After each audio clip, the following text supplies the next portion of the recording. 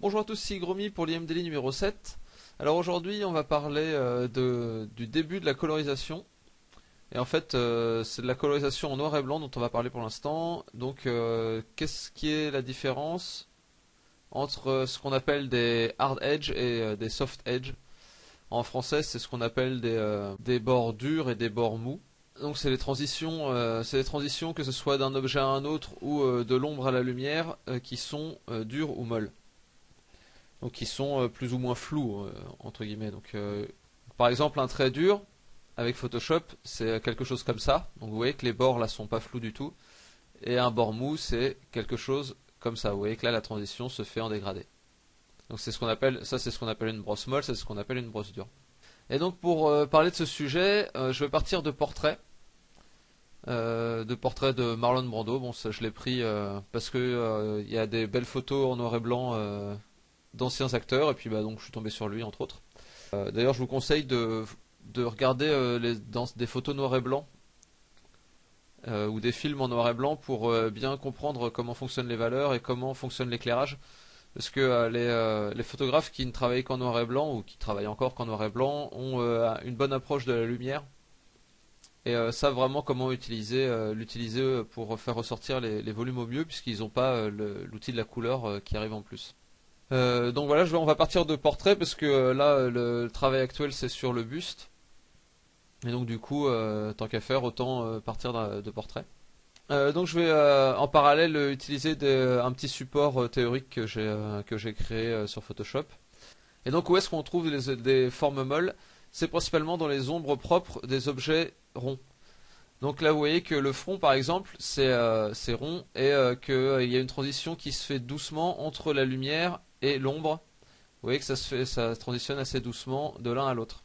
Donc vous voyez que sur le nez c'est pareil, c'est rond mais c'est plus étroit. Donc c'est quelque chose c'est une transition douce qui se fait aussi. Donc vous voyez par exemple sur une sphère, la transition de l'ombre à la lumière va se faire de façon douce. Sur un cylindre c'est la même chose. Donc c'est ce que je vous disais avec le front et avec le nez. Et vous voyez que par exemple sur le plateau du cylindre, la transition ici est dure. En fait, plus l'objet va être rond, plus la transition va être douce, plus l'objet va être carré, plus la transition va être dure. Donc là vous voyez que c'est une transition qui reste douce, mais qui est quand même un petit peu plus dure que... Enfin voilà, la transition se fait plus rapidement de l'ombre à la lumière. Plus l'objet est rond, plus la transition se fait lentement, et plus l'objet est carré, plus la transition se fait rapidement. Et après, où est-ce qu'on va trouver des formes dures? Eh bien déjà, sur tous ces objets-là, on a le contour. Le contour doit rester dur dans quasiment toutes les circonstances. Il y a des exceptions, mais pour l'instant, on ne va pas les traiter. Donc je vous conseille, pour garder du dynamisme dans vos dessins, donc de toujours avoir des contours d'objets qui restent durs. Où est-ce qu'on trouve également des transitions dures? On les trouve sur les objets qui sont en général manufacturés et qui sont carrés. Donc, ou qui ont des transitions qui sont très pointues, quoi.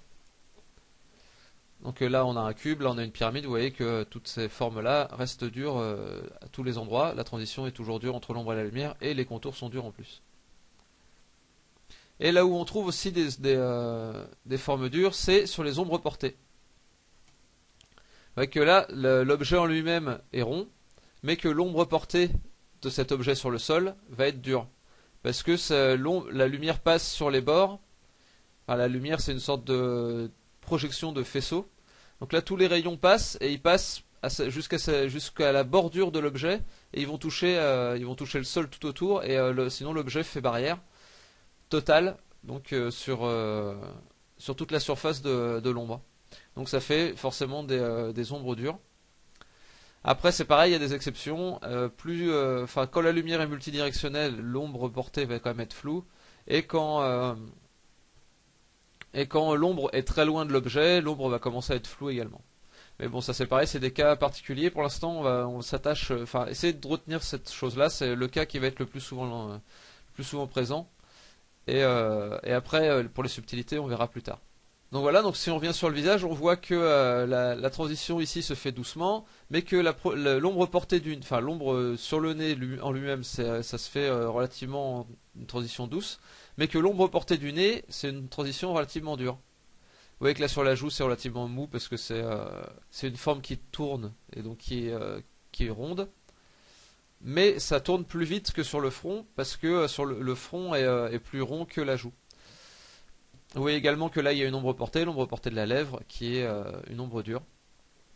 Vous voyez que ça se retrouve très très facilement sur un visage ou sur tout autre élément, mais le visage c'est un bon indicateur parce qu'on va trouver à la fois des formes dures et des formes molles et il va falloir jouer entre les deux pour éviter que le dessin soit trop mou, soit trop agressif.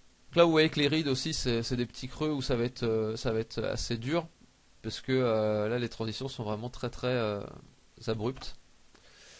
Vous voyez que là sur un visage que là en pleine lumière, on a une lumière très diffuse un peu partout, sauf à quelques endroits très précis où la lumière n'arrive quasiment pas et là où les contours sont très durs. Donc après il faut jouer avec les différents types d'éclairage, c'est pareil pour pour le buste que vous devez éclairer, essayez de vous inspirer de ce genre de choses. Regardez un petit peu comment ça se passe sur des photos. Donc là on voit une lumière d'intérieur où il y a vraiment juste un seul faisceau lumineux. Donc du coup les transitions sont presque dures même sur le front, alors que le front normalement c'est une transition qui est plutôt douce. Vous voyez qu'on peut faire exactement la même chose avec la sphère là-haut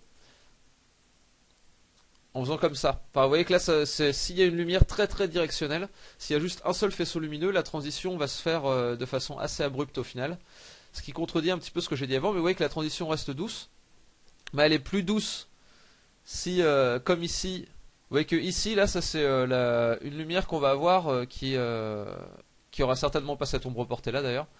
C'est une lumière qui va y avoir dans un jour, par exemple en intérieur, un jour de soleil, et où le soleil ne passe pas directement par la fenêtre. Il va y avoir de la lumière qui va arriver, qui va passer un petit peu par la fenêtre, qui va rebondir sur tous les murs, et du coup le sujet va être éclairé un petit peu de tous les côtés. Et donc du coup, il n'y a pas de direction de lumière très très définie. La lumière va taper un petit peu de tous les côtés, du coup ça va être assez flou comme lumière. Par contre, si on éclaire avec un spot et juste une ampoule, la lumière va venir d'un seul endroit et donc du coup la transition va être assez dure et tout ce qui est dans la lumière va être illuminé et tout ce qui est dans l'ombre va être ombré, mais de la même façon quasiment. Et après ça va créer des ombres portées assez dures. Donc c'est ce qu'on retrouve dans ce visage là. On a des ombres portées qui sont assez dures et qui sont assez franches et juste les zones lumineuses et les zones ombrées quasiment. Après il y a quelques petites subtilités mais vraiment assez légères. On retrouve ça dans un visage comme celui-là. Et par contre c'est complètement l'opposé de celui-là, qui est une lumière de studio où il va y avoir des écrans derrière et plusieurs spots lumineux qui vont éclairer le visage de différentes directions. Donc il y a une direction de lumière qui est assez peu claire. Là en l'occurrence on en a une idée par rapport à l'ombre portée du nez principalement. Mais sinon là, le visage est illuminé d'un petit peu partout, donc les transitions sont relativement douces d'un endroit à un autre. Vous voyez que même ici où il y a une ombre assez forte, la transition se fait quand même doucement vers la joue et après vers la pommette. Donc c'est des choses qui sont assez douces dans l'ensemble. C'est les lumières de studio, c'est souvent comme ça. Ça peut être aussi les lumières de jour nuageux. Parce que la lumière va se diffuser dans les nuages et va arriver d'un petit peu partout et la direction de lumière va être un petit peu moins franche. Alors que des jours de soleil, comme celui-là, vous voyez qu'il y a des ombres portées qui sont relativement distinctes. Donc vous voyez, ça c'est tout un tas de types d'éclairage qu'il faut étudier, essayer de prendre des références photos pour vos bustes. Même si la personne qui est sur la photo n'est pas celle que vous utilisez pour votre buste, vous pouvez utiliser le type d'éclairage. Il faut essayer de comprendre un petit peu comment ça fonctionne. Donc j'espère que ça vous aura éclairé sur ce point. Travaillez bien sur vos bustes. Je vais vous souhaiter une bonne journée et je vous dis à demain. Dessinez bien. Salut!